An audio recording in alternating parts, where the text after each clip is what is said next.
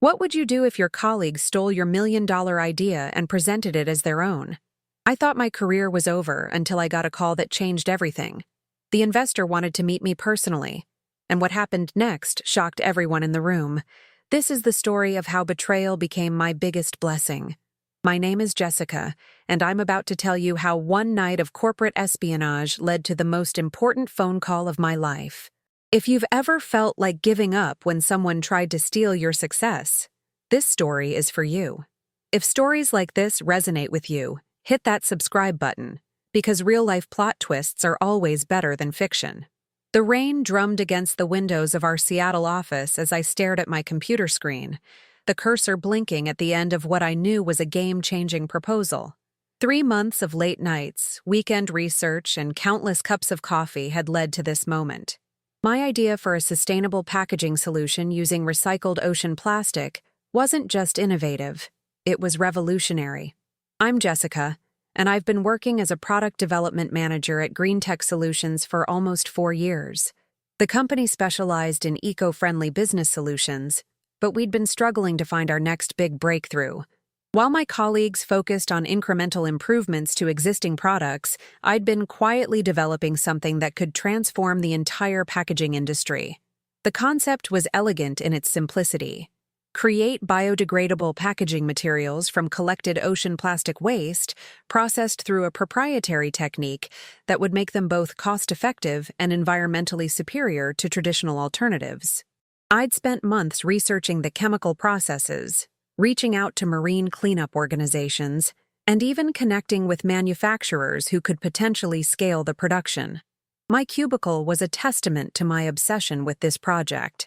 Charts showing plastic pollution statistics covered one wall, while another displayed my hand-drawn diagrams of the manufacturing process. Sample materials I'd ordered from various suppliers were carefully organized in labeled containers on my desk. Every detail had been meticulously planned and documented. The office was nearly empty that Friday evening. Most of my colleagues had left hours ago, eager to start their weekend. The fluorescent lights hummed overhead, casting a harsh glow over the mostly vacant workspace.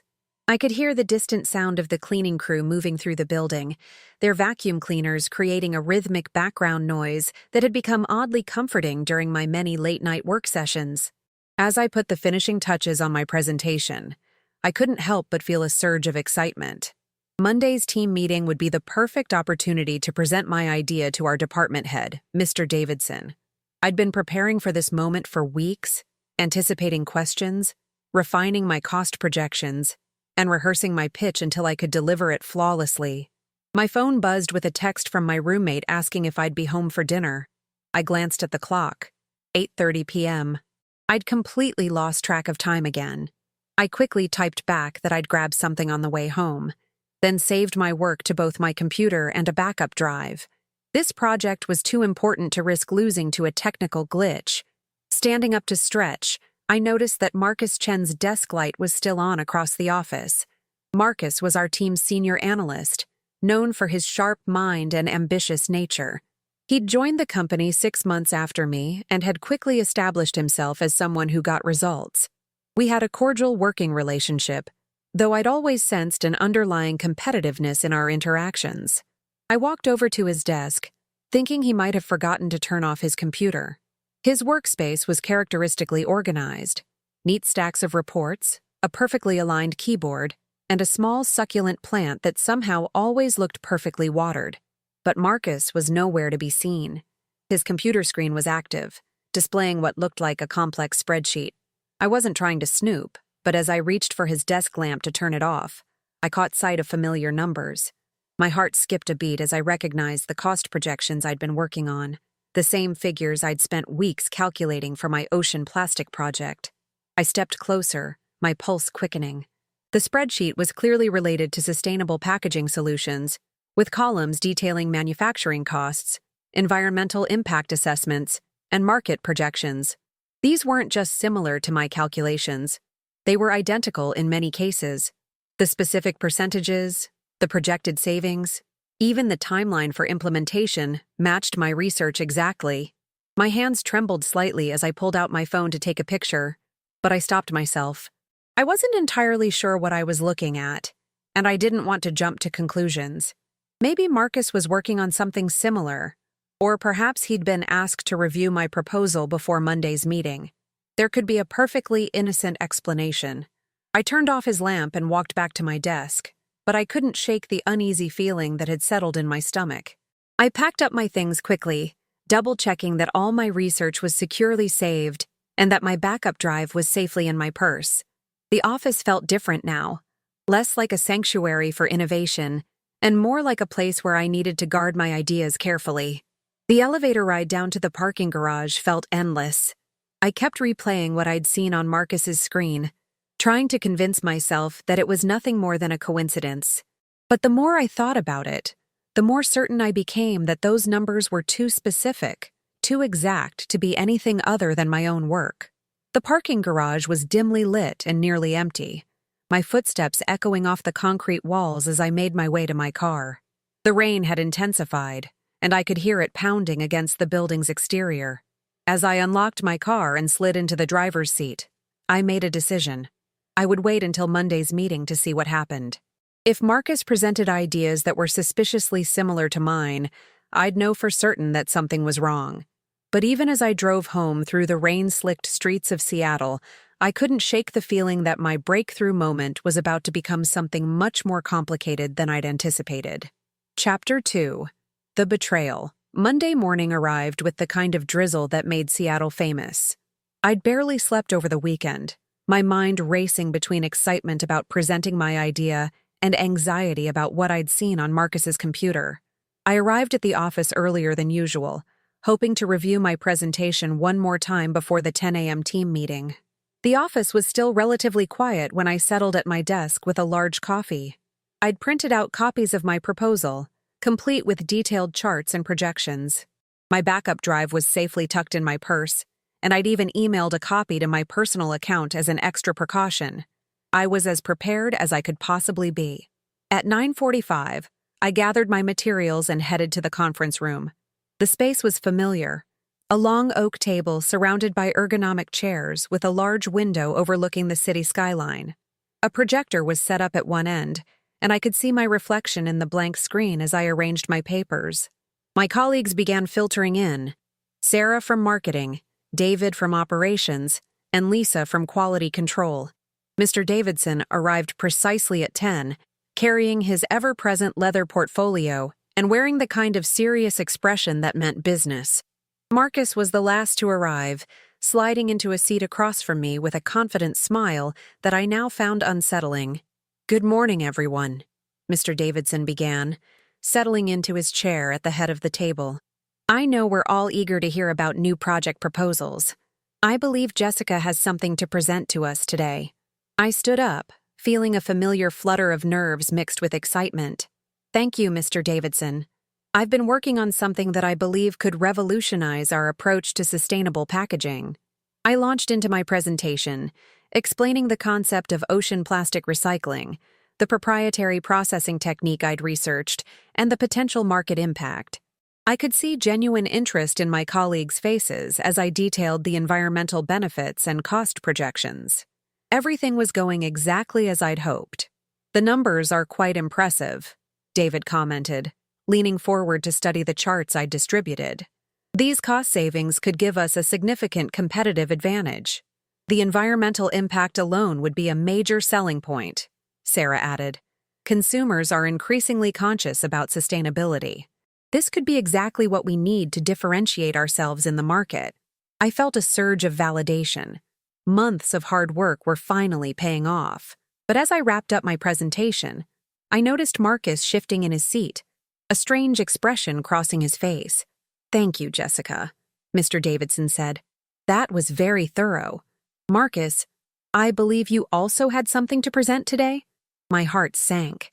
Marcus stood up with a confidence that seemed almost theatrical, walking to the front of the room with his own stack of papers.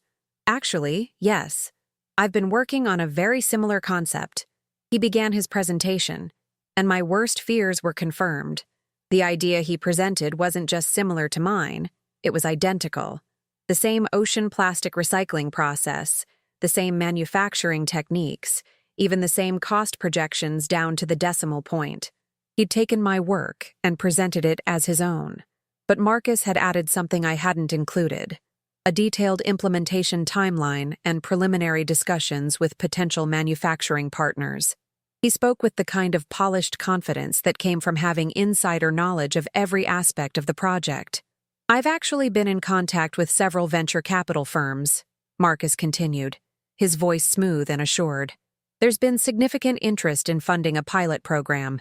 I have meetings scheduled with 3 different investment groups next week." I felt the blood drain from my face. Not only had he stolen my idea, but he'd already taken steps to move forward with it. The room was silent, except for the soft hum of the air conditioning and the distant sound of traffic outside. "Marcus, this is remarkably similar to what Jessica just presented," Lisa observed, her brow furrowed with confusion. Marcus barely glanced in my direction. "Well, great minds think alike, I suppose. Though I've been developing this concept for several months now.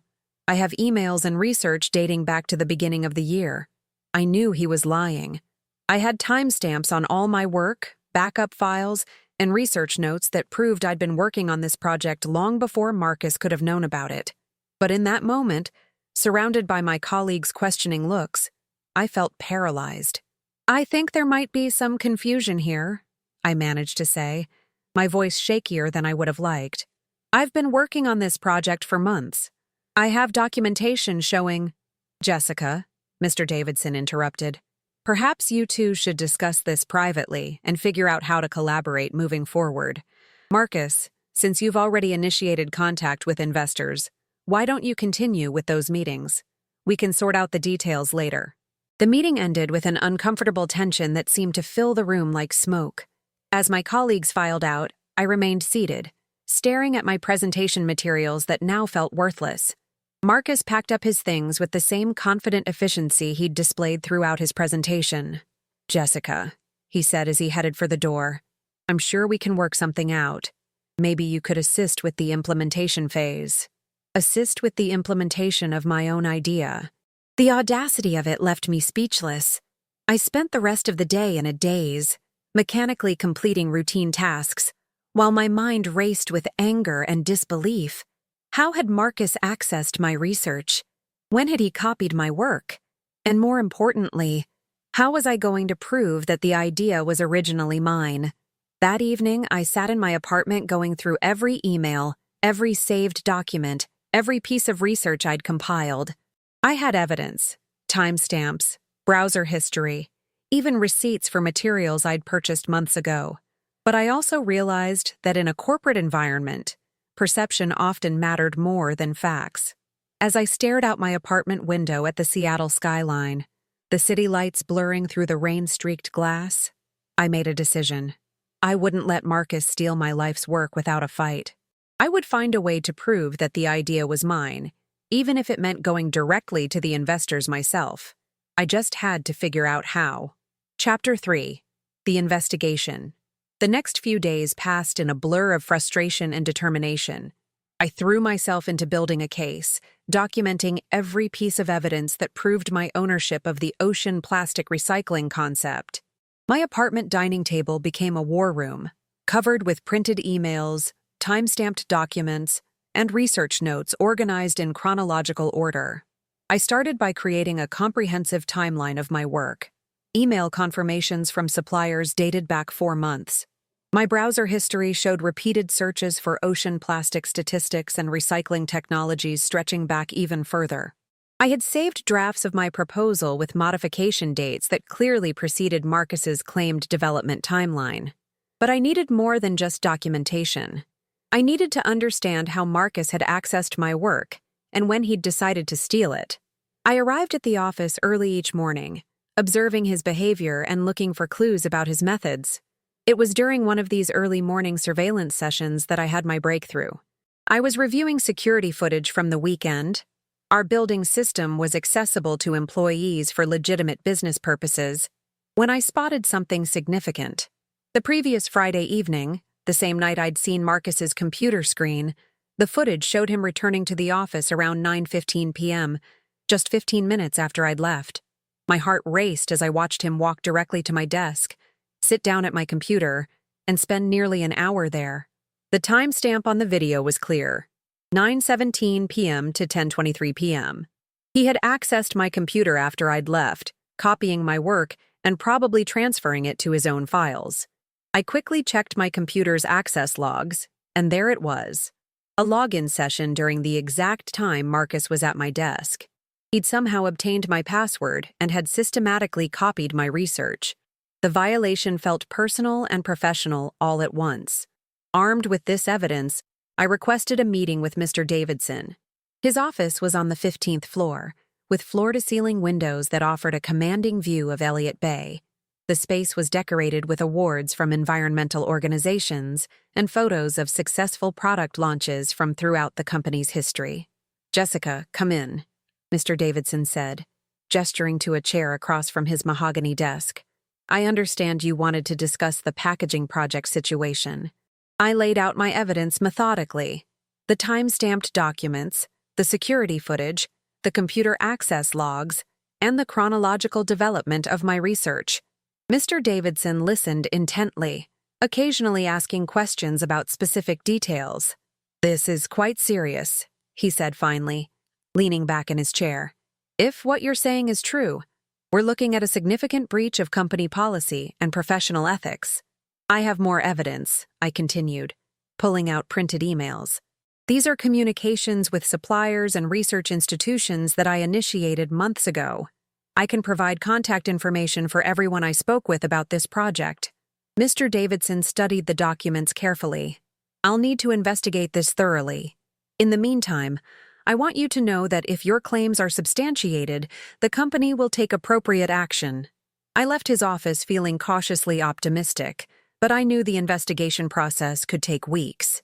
Meanwhile, Marcus was scheduled to meet with investors the following week, potentially securing funding for my stolen idea. That afternoon, I made a decision that would change everything.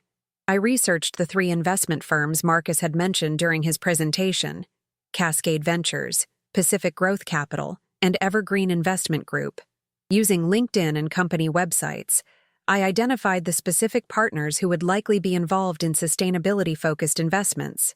I spent the evening crafting a carefully worded email to the investment teams, not to interfere with their meetings with Marcus, but to introduce myself as the original developer of the ocean plastic recycling concept. I included selected evidence of my work's timeline and expressed my desire to be involved in any potential development of the project. The responses came faster than I'd expected. Jennifer Walsh from Cascade Ventures replied within 2 hours, expressing interest in learning more about my background and the project's development. Pacific Growth Capital's Sustainability Director, Robert Kim, suggested a brief phone call to discuss the project's origins. But it was the response from Evergreen Investment Group that truly caught my attention. Alexandra Morrison, a senior partner specializing in environmental technologies, wrote, "Jessica, your email raises some interesting questions about the project's development. I'd like to schedule a meeting with you before we proceed with our evaluation. Could you come in this Friday at 2 p.m.? I stared at the email, reading it 3 times to make sure I understood correctly. One of the city's most respected environmental investors wanted to meet with me personally. This was either the breakthrough I'd been hoping for, or the beginning of an even more complicated situation. I spent the rest of the week preparing for the meeting with Alexandra Morrison.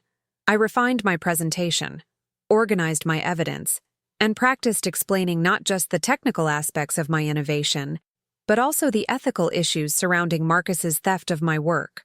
The Evergreen Investment Group offices were located in a sleek downtown building with panoramic views of Puget Sound.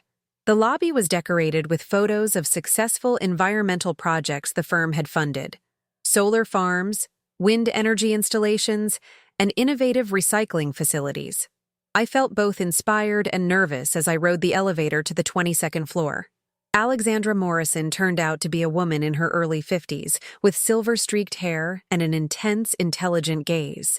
Her office was a study in understated elegance, modern furniture, carefully selected artwork, and a bookshelf filled with volumes on sustainable business practices and environmental policy. "Jessica, thank you for coming in," she said, shaking my hand with a firm grip. I have to say, your email raised some very concerning questions about the project presentation we received. As I settled into a chair across from her desk, I realized that this meeting could determine not just the fate of my stolen idea, but the entire trajectory of my career. Alexandra Morrison was known for her keen eye for both innovative technologies and ethical business practices. If anyone could help me reclaim my work, it would be her. I understand you have some evidence to share, she continued, her expression serious. I'm very interested in hearing your side of the story. I took a deep breath and began to present my case, knowing that everything I'd worked for was riding on the next hour. Chapter 4. The Truth Revealed. Alexandra Morrison listened intently as I presented my evidence, occasionally asking pointed questions that demonstrated her deep understanding of both the technical aspects of my project and the business implications of intellectual property theft. Her office felt like a sanctuary where truth could finally be heard and justice might be served.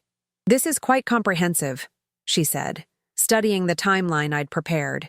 You've documented everything from initial concept development through detailed implementation planning. The timestamps are particularly compelling. I pulled out my laptop and showed her the security footage of Marcus accessing my computer. This was taken the Friday evening before our team meeting. He spent over an hour at my desk, copying my research. Alexandra's expression grew stern as she watched the video. This is industrial espionage within your own company. Have you reported this to your management? I've provided all of this evidence to my department head, I replied. He's conducting an investigation, but Marcus is still scheduled to meet with investors this week. Including us, Alexandra said grimly. His meeting is scheduled for tomorrow morning. I was planning to discuss funding a pilot program based on what I thought was his innovation. She leaned back in her chair, her fingers steepled as she considered the situation. Jessica, I need you to understand something about how we operate. Evergreen Investment Group doesn't just fund projects. We fund people. We invest in individuals who demonstrate integrity, innovation, and the ability to execute their vision. What you've shown me today suggests that Marcus Chen possesses none of these qualities. I felt a surge of hope mixed with validation. The ocean plastic recycling concept isn't just about creating a new product. It's about fundamentally changing how we approach environmental responsibility in manufacturing. Exactly, Alexandra agreed. And that kind of vision requires someone who understands the project from the ground up, someone who's lived with the concept through every stage of development. That's clearly you, not Marcus. She stood up and walked to her window, looking out at the Seattle skyline. I've been in this business for 15 years, and I've learned to trust my instincts about people. When Marcus presented his initial proposal, something felt off. The presentation was polished, but he couldn't answer detailed questions about the development process. He spoke about the concept as if he'd memorized it rather than created it. What happens now? I asked, hardly daring to hope. Now, we make sure the right person gets credit for their work, Alexandra said, turning back to face me. I'm canceling Marcus's meeting tomorrow. Instead, I'd like you to present your project to our full investment committee next week. If the presentation goes well, we'll discuss funding your concept directly. The magnitude of what she was offering hit me like a wave. Not only was she validating my ownership of the idea, but she was offering me the opportunity to develop it independently. This was beyond anything I'd dared to hope for. There's one more thing, Alexandra continued. I'll be contacting the other investment firms Marcus approached. They deserve to know about this situation before making any commitments. Over the next week, everything began to fall into place. Mr. Davidson's investigation concluded that Marcus had indeed stolen my work, and he was terminated immediately. The company also agreed to release any claims to my ocean plastic recycling concept, acknowledging that I had developed it independently. My presentation to Evergreen Investment Group's committee was the culmination of months of hard work and weeks of fighting for recognition. The conference room was filled with partners and analysts who asked challenging questions about market viability, scalability, and environmental impact. But these were questions I could answer with confidence because I had lived with this project through every stage of its development. The beauty of this approach, I explained to the committee, is that it addresses multiple environmental challenges simultaneously. We're cleaning up ocean pollution while creating sustainable packaging alternatives. The cost savings make it economically viable, and the environmental benefits make it socially responsible. The questions came rapidly. How would we ensure consistent quality of recycled materials? What partnerships would be necessary for scaling production? How would we handle regulatory compliance across different markets? I answered each question with the detailed knowledge that comes from months of research and planning. I could see the committee members' interest growing as they realized the comprehensive nature of my vision.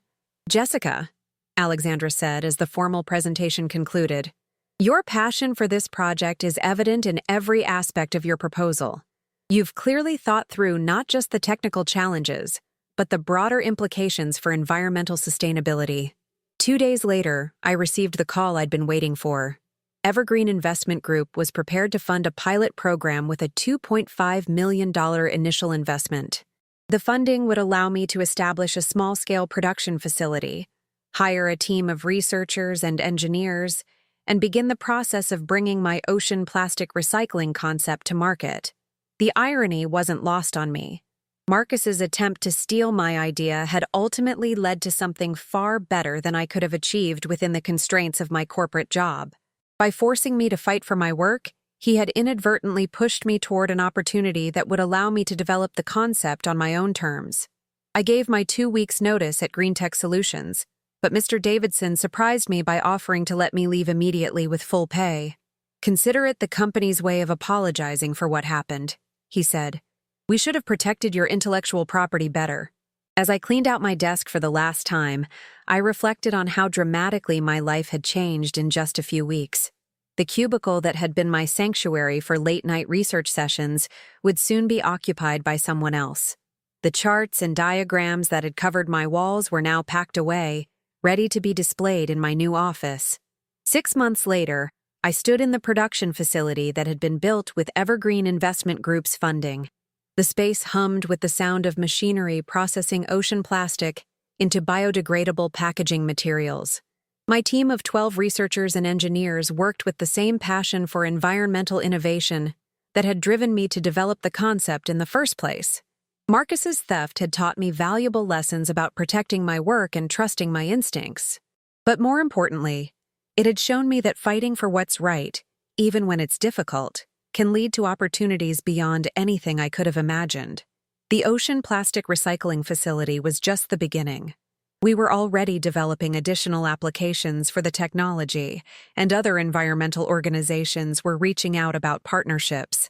What had started as a stolen idea had become the foundation for a company that could make a real difference in the world. As I watched the first shipment of our sustainable packaging materials being loaded onto trucks for delivery to our pilot customers, I couldn't help but smile. Sometimes the biggest betrayals lead to the greatest opportunities, and sometimes the people who try to steal your dreams end up helping you build something even better than what you originally envisioned. The lesson was clear.